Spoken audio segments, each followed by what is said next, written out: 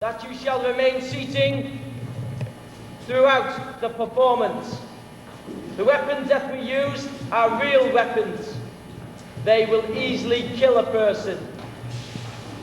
Should anybody decide to go against this command, then be prepared to be used for my pleasure as a human target. Croeso, ar glywedi a gwerthuesi. In my native tongue of Wales, that is a fair welcome. My lords, ladies, and undoubtedly peasantry, I, Sir Paul the Git of Hopedale, captain of that most noble and feared company of archers, the Archers of the Black Prince, have travelled a great number of miles this day to show you the skill of 14th century archery. In return for this effort, we doth command that you show the respect to such a noble company by your appreciation for what we do. If you like anything that we do, we would enjoy it if you cheered loudly. I'm sure you're capable of it.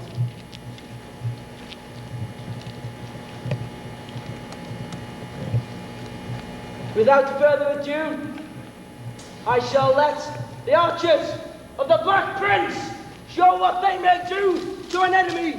Archers, make ready! Come ready and be loose! Archers, make ready!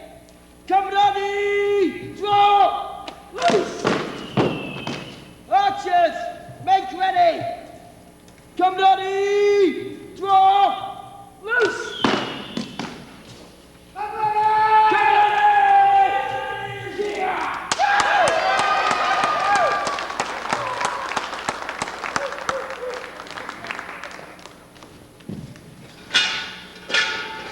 Imagine then that you were such a knight upon such a claw and kebabbing horse.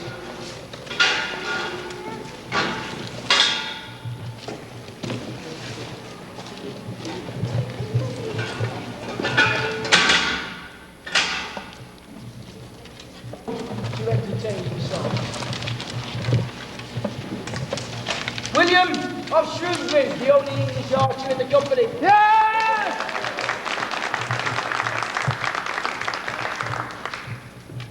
Duncan of Lostock. Come near me!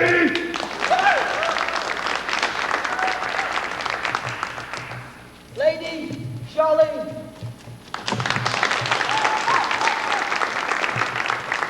The Lady Joanna.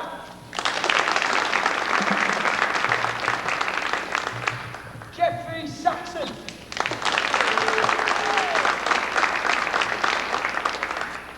And Ethelred.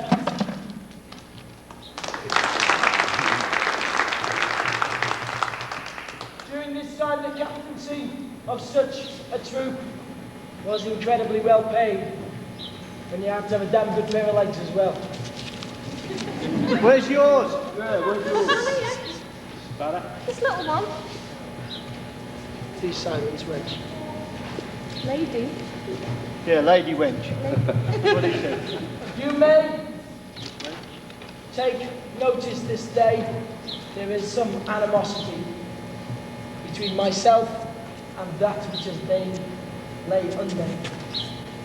'Tis Robert of Holkin. Hopkins! Cheer, then!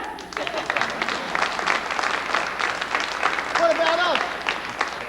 The reason that I left him unnamed is because this pathetic excuse for an archer, knight and nobleman has sworn to God to uphold the laws of chivalry and refuses to shoot people in the back. I'm the good guy. He's got the white on. He's a black. You may hold this in your heads because you should be able to take over this realm, and I am still in charge, and your taxes are going up, children over the age of 7 shall not be sitting here, but shall be ploughing the fields. With their noses. You're a nasty piece of kit, you. Now that we have the preliminary out of the way, let me show you what we're here to do. This, the most powerful weapon of war in the 14th century. It is a stick with 2 sharp bits on either end and a string joining them together. It has no sights. The archer shoots this purely with his heart, drawing back the string, letting the arrow fly, and feeling that it will hit its target. It's called instinctive. The bow, in general, stands in excess of 6 feet tall. This is an exact replica of what was found upon the Mary Rose, that which was the battle flagship of Henry VIII, sunk off Portsmouth Sound. This bow has a draw weight of approximately 85 pounds, which is a lower war bow class. They stem between 80 to 160 pounds. The draw weight, for anybody who doesn't understand, is the weight that is felt between the limbs when we do this. There's 85 pounds of pressure resting on these fingers. And if anybody doubts such a power, speak to me later and I'll let you feel my shoulder ground. Bone erosion is a common factor in medieval archers. The horn tips of this bow are here not just to make it look pretty, they have a far more useful life. In a battle press, if the enemy doth come too close, the archer shall stake his bow into the ground and use it as a spike to skew the horses. Failing that a horse is coming his way, and it happens to be the tank of the Middle Ages or the knight, encumbered completely in armour, he shall use such a 2-ended spike as his spear to strike him and try to bounce around him with his extra mobility.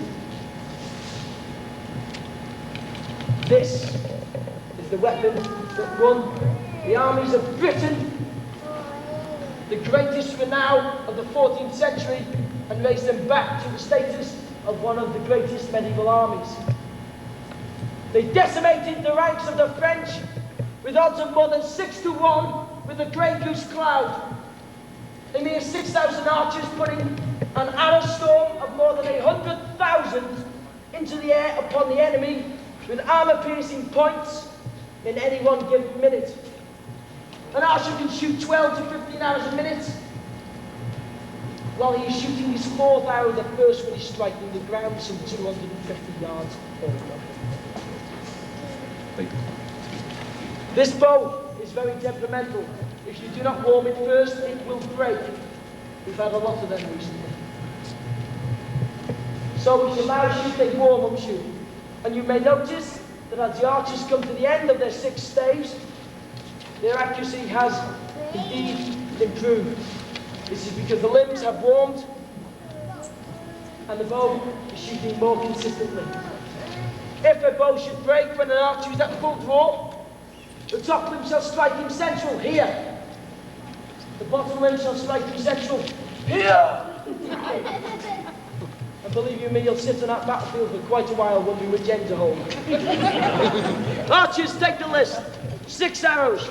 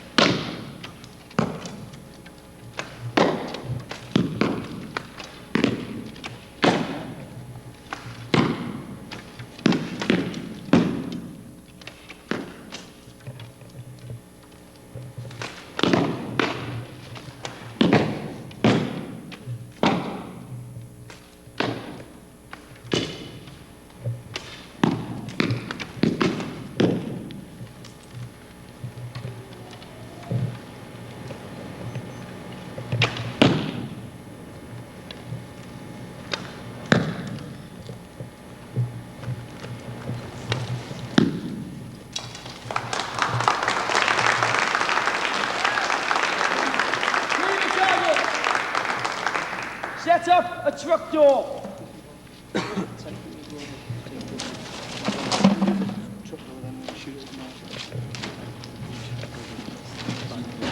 Arrowheads today were manufactured specifically for the job that they have to do. In the early days of archery during the 1200s, it was mainly for hunting. A broad-headed blade, a flesh-searing weapon, designed, if not to kill the animal straight away, to cause a massive blood loss, and then death to follow swiftly. This may also have been used against men. Imagine this penetrating your body and trying to get it out again. With the advent, however, of better armour, better padded jackets, made with chainmail, this became useless. It would hit through the individual and fall off. The armories of Milan and the Ruhr Valley in Germany started to produce armour specifically to stop arrows, without getting too heavy that the knight could not carry it. The blacksmiths produced this.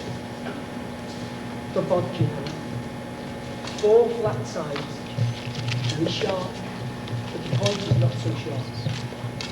This has been designed to pierce plate steel, burst the links of chainmail, and crash into the bodies of the French, laying them asunder, gargling and screaming.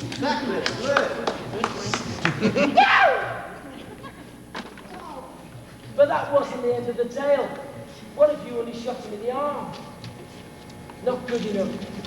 So he dipped them in horse muck, human feces, plague-ridden animals, so the body shall fester and the maggots grow fat. Yes! Yeah. Before you see, through a time warp, a truck door. We shall now demonstrate upon such a door what these arrows may do. The truck door is roughly the same thickness as medieval steel or medieval plate armour. Please bear in mind, however, that is far better manufactured metal than they have. They didn't have rolling mills to make flat steel then.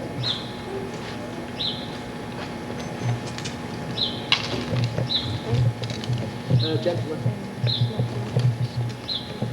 You'll notice that we're now lining ourselves up at the correct angle. When an archer shoots at a knight, he must be within an angle of 15 degrees. Otherwise, the curvature of the armour will force the arrow to deflect and therefore be useless. Ready? Archers ready. Draw. Loose.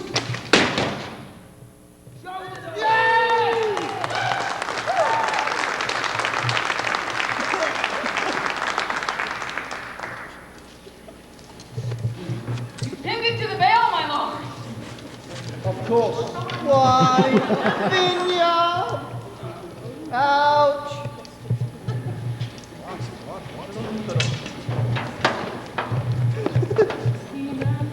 Where's the rest of it? I'll have kebab.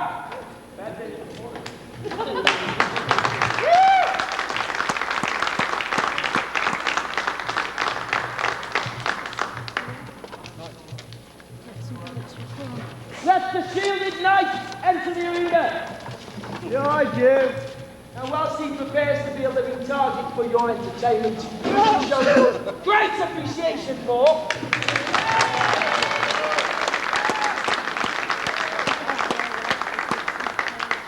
There is one other arrowhead, which we are told by the Tower of London is used for cutting rigging. What a complete loaded swaddle. If anybody's tried to cut a hemp rope or a horsehair rope, you'll find it very difficult to do. They believe this horseshoe-shaped arrow, very sharp that it may be, is to cut rigging. You cannot put enough tension on a rope. By the time that hits the rope, it takes out the slack with the inertia of the wood behind it, and drops to the floor, doing very little damage. This, however, just on the body of an animal, is incredibly effective. It is more effective than the broad-headed arrows that I showed you earlier. This has been tested in Wales upon the body of a dead sheep. This arrow sailed through the carcass, hitting the rib cage, through the intestine, and through the rib cage, and continued for another 20. Shot from a bow, not as powerful as one I'm holding, at the pace of 15 miles. This was designed to kill horses. The mighty destriers of the French, which were more valuable than the man who sat upon them. Think about that. Before you see a knight, they bring me some bloods. The only protection that a knight had against such armor-piercing arrows was his shield. For an arrow that is designed to break steel shall not penetrate wood. An arrow that is designed to penetrate wood shall not penetrate steel. Such is the way of things. Halkin, Shrewsbury, lay 2 arrows individually at this knight so that he may defend it. Yeah. You may see now his own defence. Remember what you said to me earlier?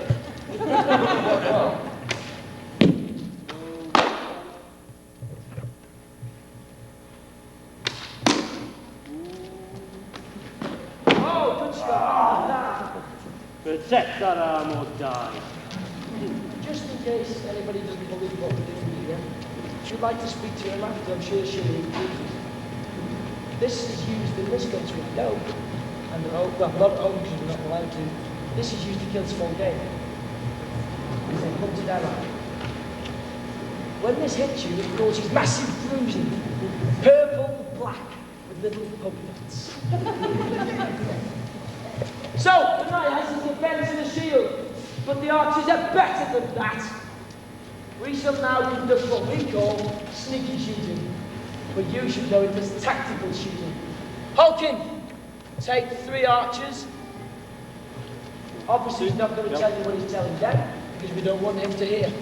I shall now instruct mine, and they shall all be asked to shoot a different part of his body to force him to raise a loaded shield and leave an opening for one of us to pin him. And when he gets hit, you can all go, yay!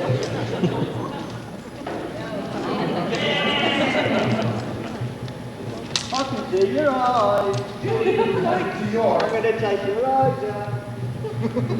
You've got to work it. You've got contact on. All right, I'll look. Archers in your own time.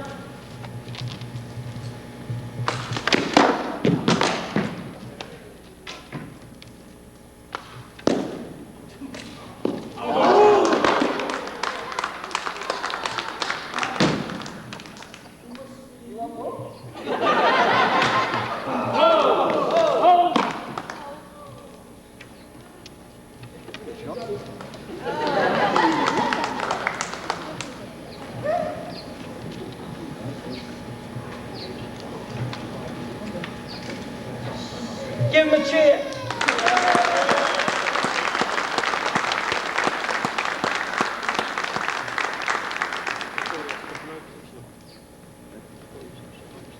Well, sir, I didn't fare so well.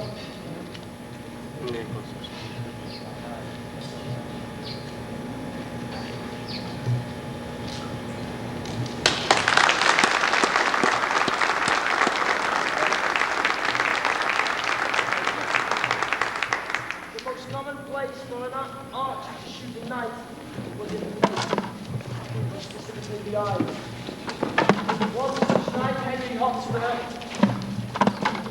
was shot in such a way on the battle of Shrewsbury Field. He lifted his visor to take air and he shot in the face.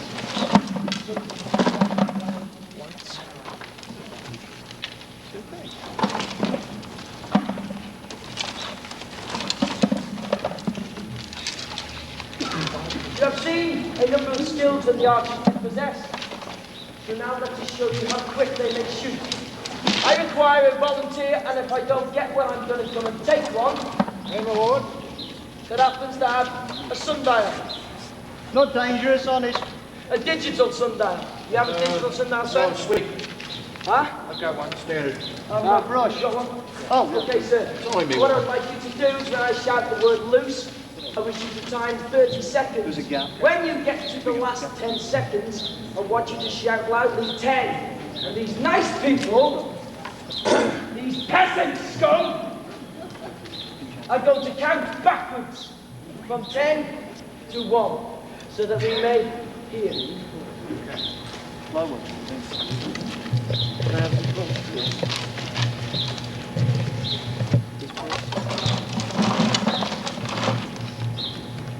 What we are trying to produce is to show you how many arrows such a few amount of archers may put into that target in that space of time. Hulkin, if you miss, you got the sack, you despicable dog. You dare talk to me like a despicable dog? You're just an imported Welshman. You'll lay bloodied on this field today. I am after your captaincy. Be it marked.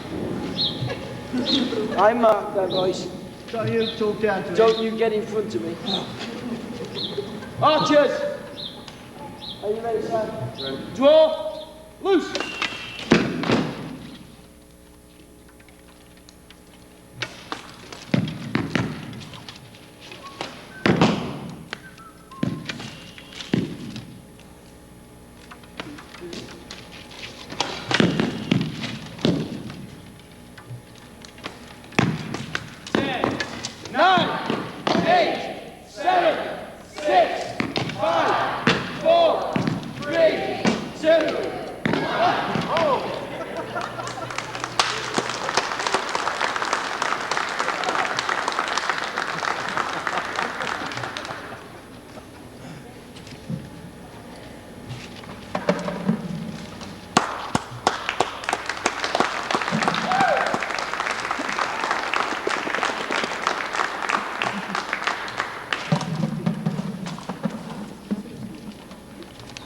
I feel a bit of light when you say this.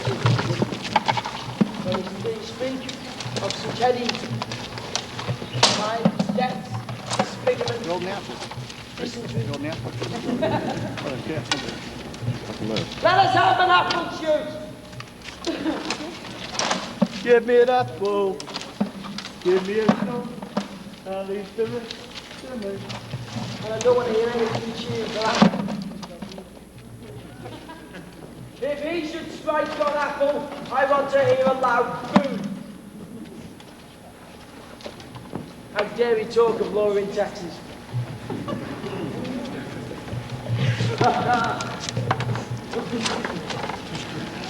I'd go better than that.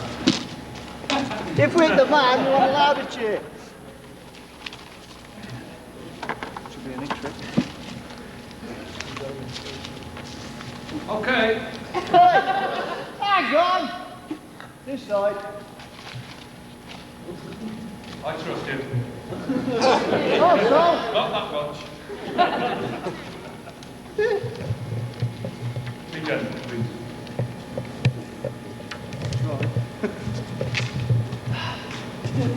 Sir, you have such wanton good looks that one would request that you turn around. You won't be git. You're putting me off. Lower. Lower, lower, lower.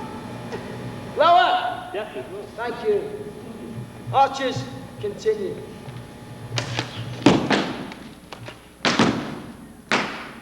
On the angle, drop it. That's a bad idea, is it? Hang on. Just give that one a go.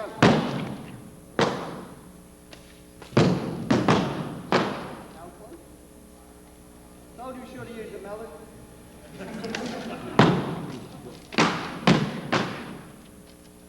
Of course, the weather's affecting our shooting.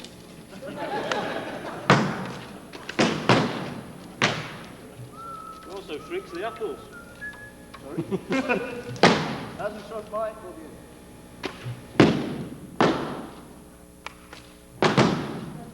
Notice how close they are. Actually, if you do me a favour, swing me Oh, this is gonna hurt. Oh, that was close. I hit it!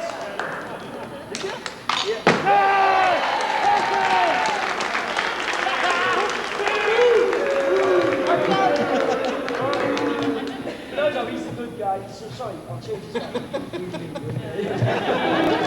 Despicable, pathetic, best in school. How's your arm? Is it tired? Can I go change my tights now? That one, thank you. I thought there was a smell.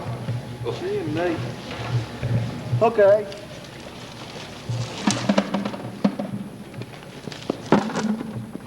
Let the battlements be set. What's this for my precious? Archery was not used in field battle. Archery was used as a siege weapon. That is, to stop anybody coming out of a castle until they decided to replace it. But it was also used at sea. One of my favourite tales of the English at sea was the Battle of Harfleur through the 14th century in the middle part of the 1300s. The French, with their fleet, a massive fleet arrayed in Harfleur Harbour, under the command of 3 commanders, none of which had a damn clue about seafaring. In fact, I don't even think they'd been in a going boat before.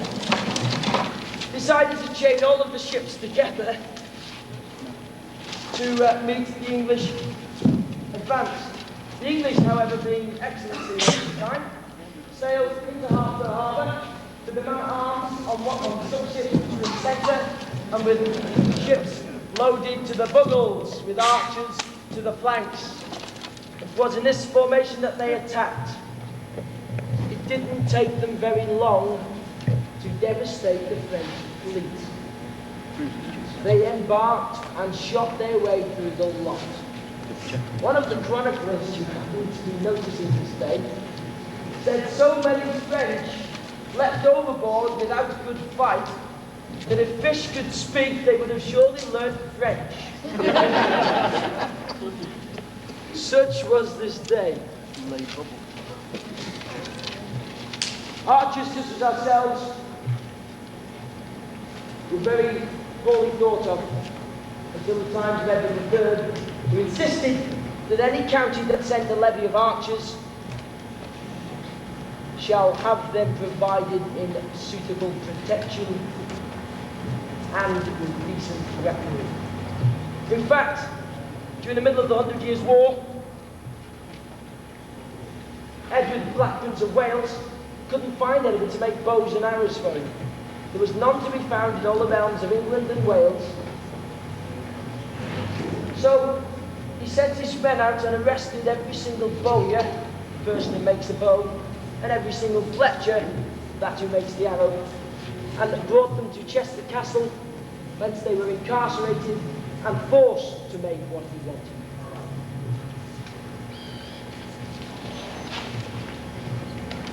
The target area clear.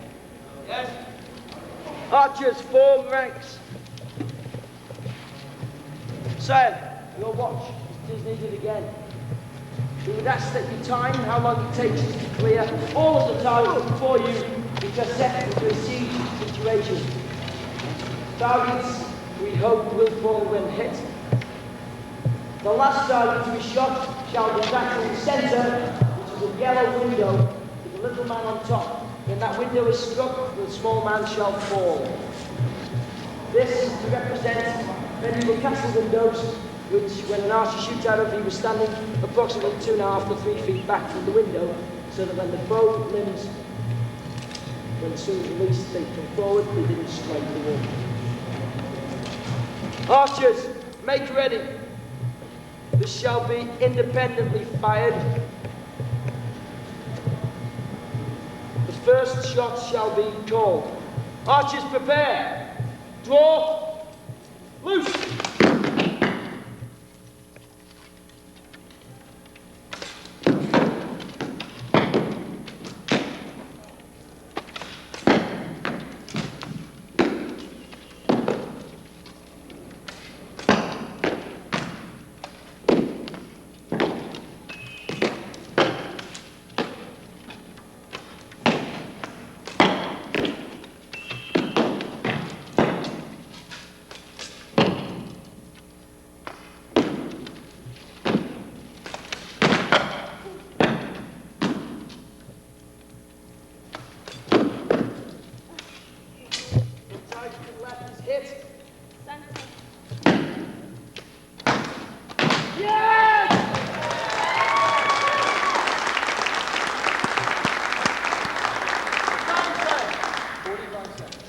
not bad.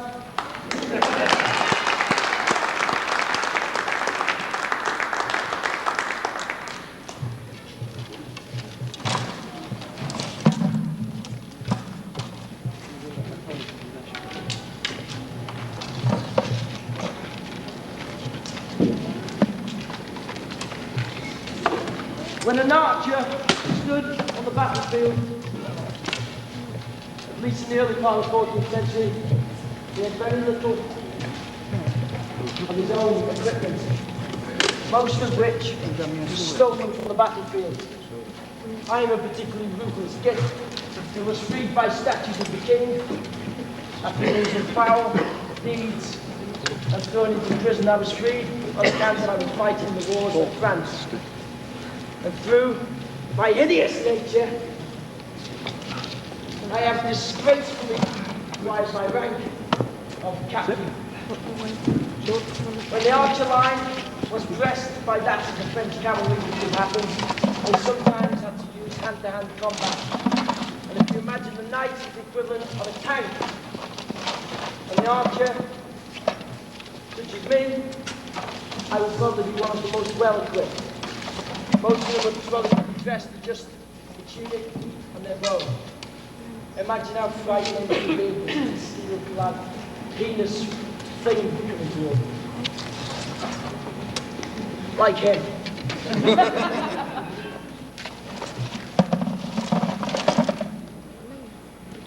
Thank you, Holkin.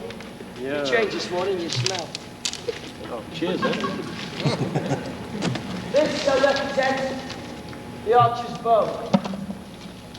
And he shall represent a French knight.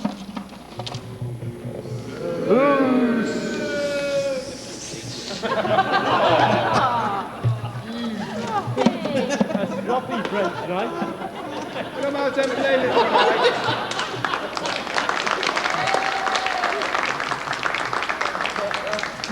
Yeah, big, it's a typical French. What do you mean, Bill?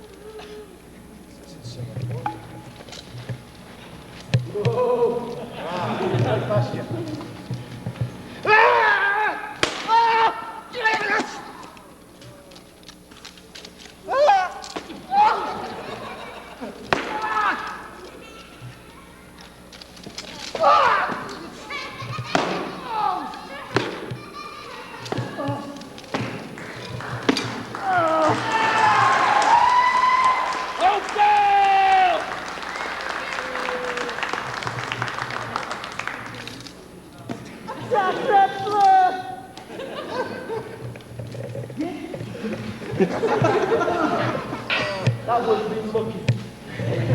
Oh my God. Remove that wreckage from the field.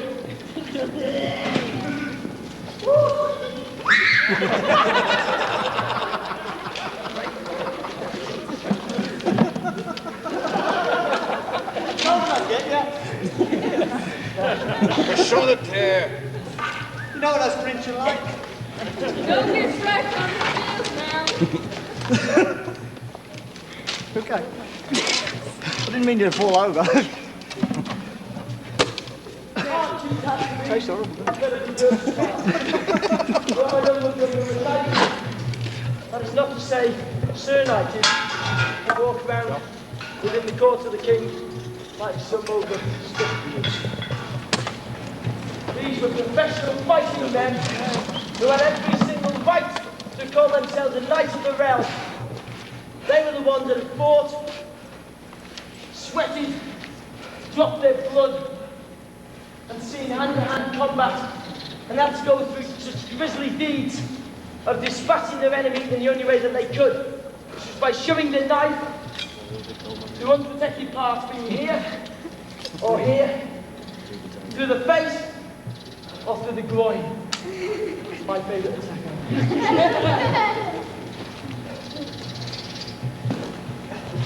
Moving targets. You see the body hanging from the back of us. In a moment we shall have it move a little bit, and then we shall try to hit it. And you're all allowed to cheer.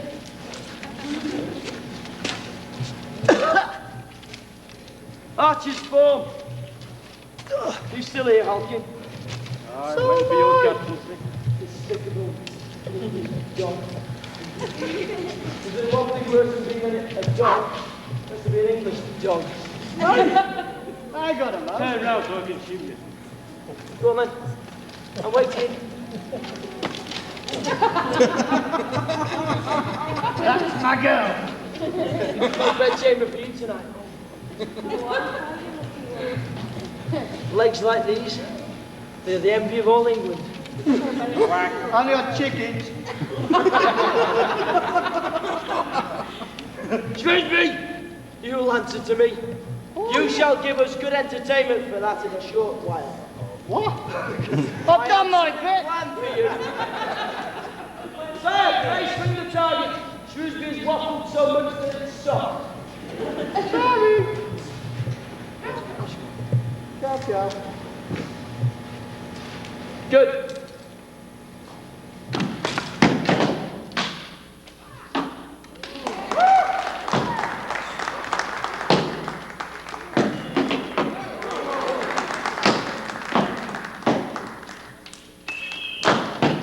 Have you stopped it moving? We cut it down.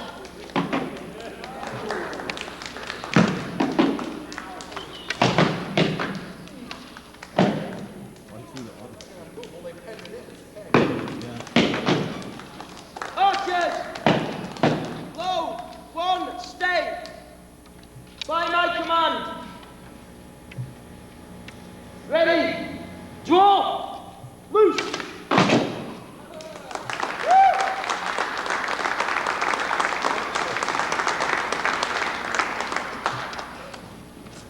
Display is almost complete. But as we've travelled such a long way, we have, in a short time, acquired a few of your customs, shall we say.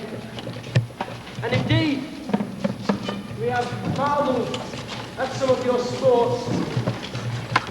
Such gifts are we from Green Isle that we thought we would change one of them a little bit. And play baseball! Our fashion.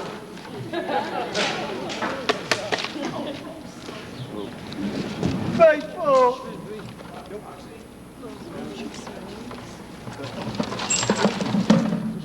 Give me some blunts. Yeah.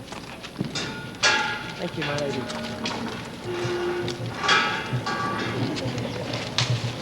I shall take that part which we believe you call the pitcher, or in England the barrel of oatmeal.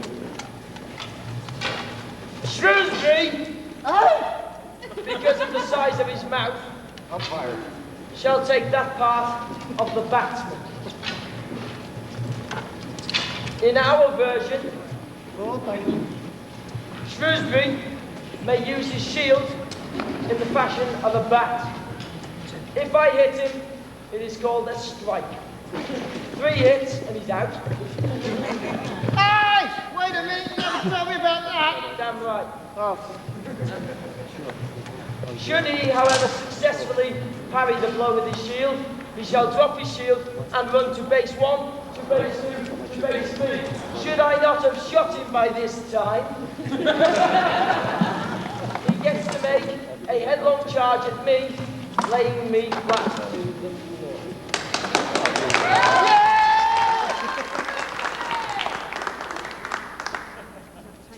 Want some shout for Shrewsbury? Good, I didn't hit the target. Come on, Shrewsbury. Hey! Right one! no! I wasn't ready. Oh, sorry. Are you ready now, Shrewsbury? No. Yeah, Oh! Strike 2. Wild thing. Yay!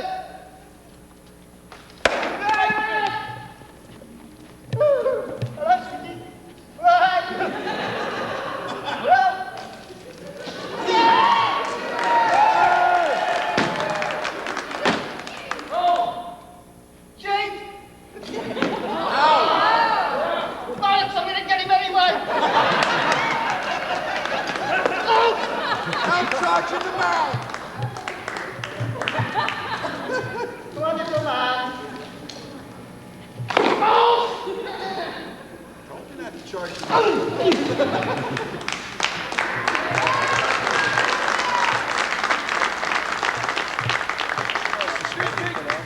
I've got a question. Yeah. What the hell's in this dirt? Tastes horrible.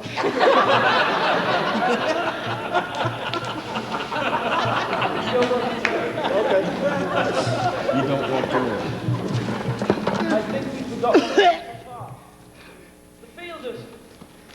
Yeah? Okay. Fielders in your game have to catch the ball. Since the ball's an arrow and you can't really catch it because I'm shooting the opposite direction, our fielders shall shoot the arrow. So now, there are two batsmen. And they must do exactly the same, except this time, we're all shooting at them. What? Yep. Archers, body hits will only count. Head hits do not because the head. You ready? Play ball! And if anybody shoots me, they'll be for it. Especially you, Olkin. Well, Don't do it right. Standing here. Hail Mary, Mother of God. Red! Kill him! Next bat. Aww. I've been round once already. Just Try mind not moving to- out of the way. Try not to Stay step over. over. Play ball. How many's that out? Ball! Wait, how many's that out? What? How many's that out? Two. Three. Two. 2 out. Would you like me to move? No, stay there, you're dead. He said he wasn't going to do that. Git. What? Shrewsbury, your gloves. Ow! Foul. Fine.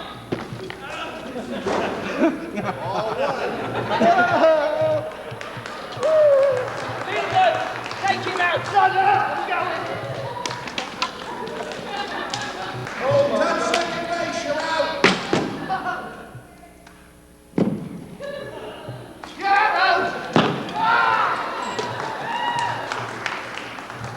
Swine! I hate you. Give him a loud cheer.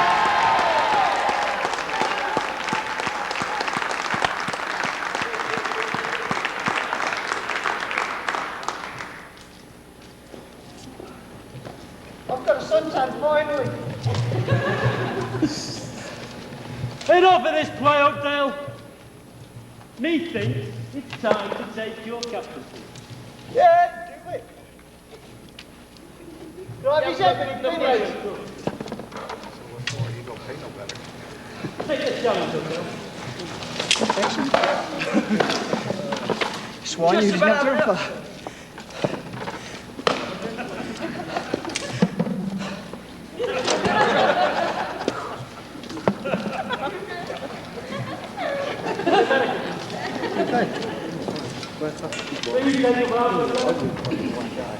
I will.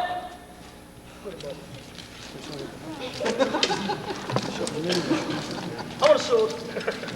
Sword! Bring me nibble fork. Red miss. Oh, I named that, didn't I? Were you trying to kill me? Just for a change. Bring me shield. Well, listen, when you've beaten him, can I have his head to play football with?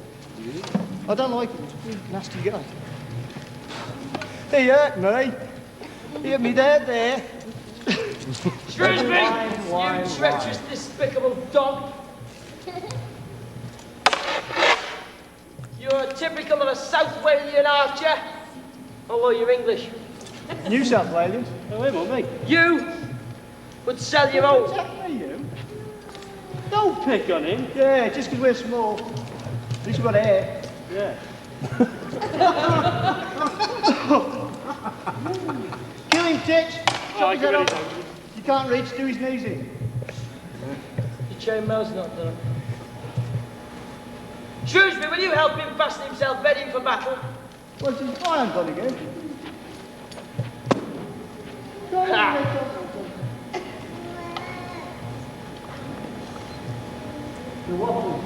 don't look my issue, me. Ah! I dropped the arm rock a minute ago. It's only a flesh wound. Don't turn your back on the Welsh. There. Have you never heard about God? Who? Oh, God. Say your last rites. Who's calling him a For dog? this shall be the day that you die.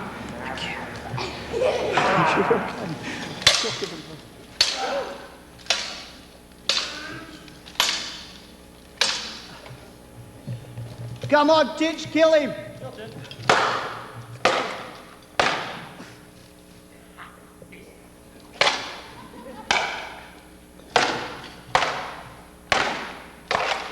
Oh, that's rough.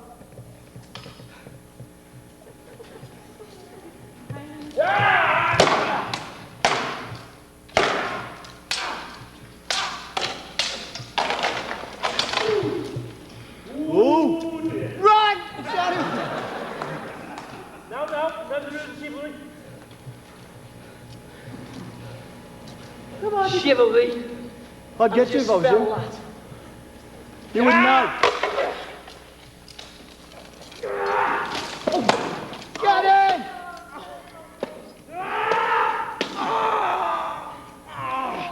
Take his head off! That hasn't got a helmet. This one, Yeah. I think he's dead. Oh. Yeah!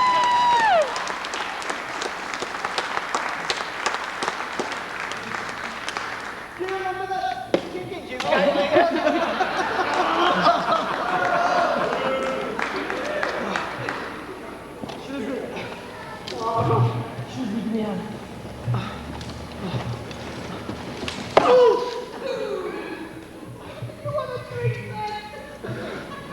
No. Has anybody got some stomach salts, please? I hate them. Archers, pray take a line.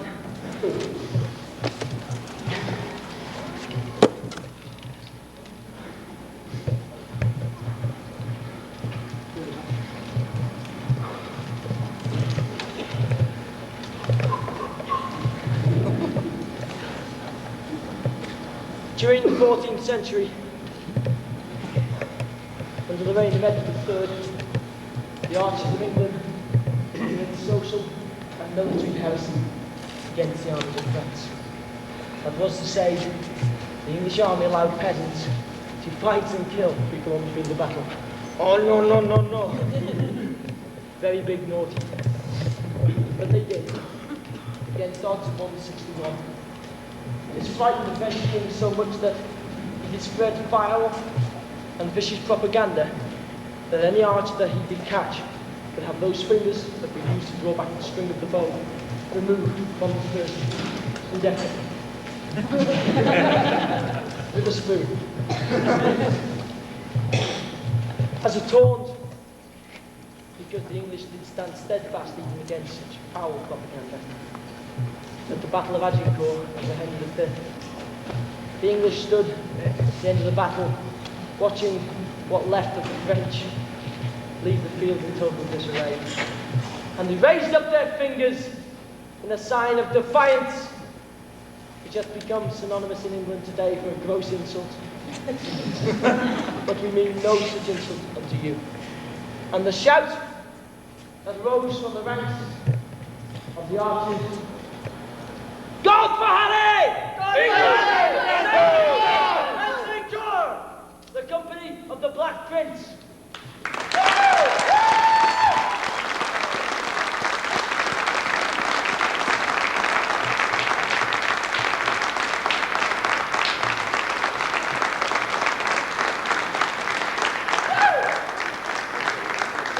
There is but one more point I would like to make before we depart. It is that I would like to say thank you to those people who have worked very hard on this side of the Atlantic Ocean to make this thing happen. It has happened in the face of total adversity. There's been more problems on this trip than you can honestly believe. Within 3 days of our arrival, we lost 3 of our museum replica war bows, which are almost irreplaceable, due to an airline packing them in the wrong place. We would like to thank, however, those people of the MRS, Medical Recreation Society, and Roxy Shaw, who helped to hold the whole thing together.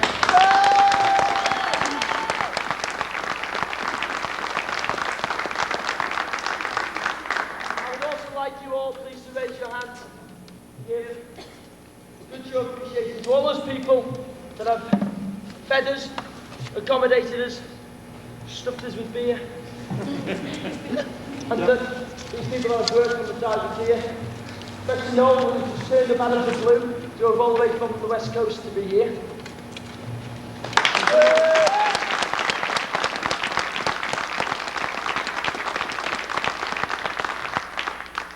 The one thing that we are going to ask now is something that we have never ever had to do before. But I hope you understand the only reason that we do such a thing is because it is absolute necessity. When we return home to England, we have an incredibly busy season at some of the most feared venues in England, such as Warwick Castle, Prince Charles's House, and Southampton. We need to replace a lot of our equipment that was damaged and broken. Also, we'd like to thank the university for that small portion of funding that they were able to give us towards our expenses, although it accommodated for approximately 20% of what it has cost us personally to come out here. We would ask, therefore, that should you have enjoyed the show and wish in any way to show a small but modest appreciation, there shall be a large pot by the door, and we would thank you most graciously indeed. If you wish to speak to any of us about anything you have seen or to view any of the equipment, we shall be outside in approximately 10 minutes. Many thanks from us, the archers of the Black Prince, and all those that have helped here.